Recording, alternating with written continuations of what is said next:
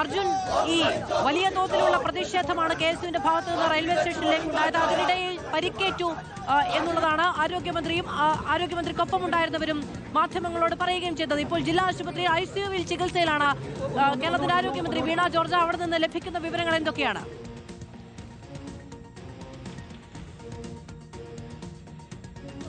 മാധു, അതായത് മന്ത്രിയുടെ കഴുത്തിനും കയ്യിലുമാണ് പരിക്കേറ്റിരിക്കുന്നത് എന്നുള്ളതാണ്. കഴുത്തിന്റെ പരിക്ക്, അതായത് ഈ പറയുന്ന പ്രതിഷേധത്തിനിടയിൽ കനത്ത രീതിയിലുള്ള ഒരു ആഘാതം ഈ കഴുത്തിനുണ്ടായിട്ടുണ്ട് എന്നുള്ളതാണ് പറയുന്നത് ആശുപത്രിയിൽ നിന്ന്. അതിന്റെ ഭാഗമായിട്ടാണ് കഴുത്തിനുണ്ടായിട്ടുള്ള പരിക്ക് എന്നുള്ളതാണ് ഇപ്പോൾ മനസ്സിലാക്കാൻ വേണ്ടി കഴിയുന്നത്. ആശുപത്രി എന്നാലും ICUവിൽ ചികിത്സയിൽ കഴിയുകയാണ് ആരോഗ്യ വകുപ്പ് മന്ത്രി വീണ ജോർജ്. അല്പസമയം മുൻപ് DGP റവാഡ ചന്ദ്രശേഖർ ഉൾപ്പെടെ ആശുപത്രിയിലേക്ക് എത്തി വീണ ജോർജിനെ സന്ദർശിച്ചിരുന്നു.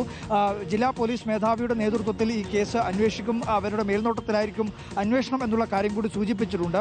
2 കേസുകളാണ് ഇത് സംബന്ധിച്ച് രജിസ്റ്റർ ചെയ്തിട്ടുള്ളത് എന്നുള്ള കാര്യം കൂടി സംസ്ഥാന പോലീസ് മേധാവി സൂചിപ്പിച്ചിട്ടുണ്ട്. അതിലൊന്ന് റെയിൽവേ സ്റ്റേഷനിൽ അതിക്രമിച്ച് കടന്ന് അക്രമം നടത്തുക എന്നുള്ളൊരു വകുപ്പ്, അതുപോലെ തന്നെ മന്ത്രിക്കെതിരായിട്ടുള്ള ഈ പറയുന്ന അക്രമത്തിൽ മറ്റൊരു കേസ് കൂടി. അങ്ങനെ 2 കേസുകളാണ് പ്രധാനമായും രജിസ്റ്റർ ചെയ്തിട്ടുള്ളത്.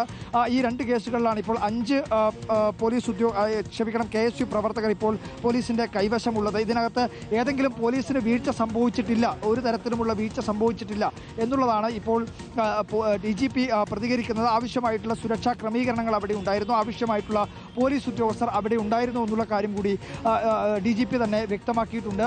എന്തായാലും കനത്ത അല്ലെങ്കിൽ വലിയ ഒരു പ്രതിഷേധം, ആ പ്രതിഷേധം പിന്നീട് കൈവിട്ടു പോവുകയും അതൊരു അക്രമ സംഭവമായി മാറുകയുമാണ് ഉണ്ടായിട്ടുള്ളത്. മന്ത്രി സാഹചര്യമാണ് കേരളത്തിലുണ്ടായത്. ആരോഗ്യമന്ത്രി വീണ ജോർജിനെതിരെ KSUവിന്റെ പ്രതിഷേധമുണ്ടാകുന്നു. ആ പ്രതിഷേധം കൈവിട്ടു പോകുന്നു. ആരോഗ്യമന്ത്രിക്ക് പരിക്കേറ്റു എന്ന വാർത്ത പിന്നീട് വരികയാണ്. ആരോഗ്യമന്ത്രി ഇപ്പോൾ ജില്ലാ ആശുപത്രിയിൽ ചികിത്സയിലുമാണ്.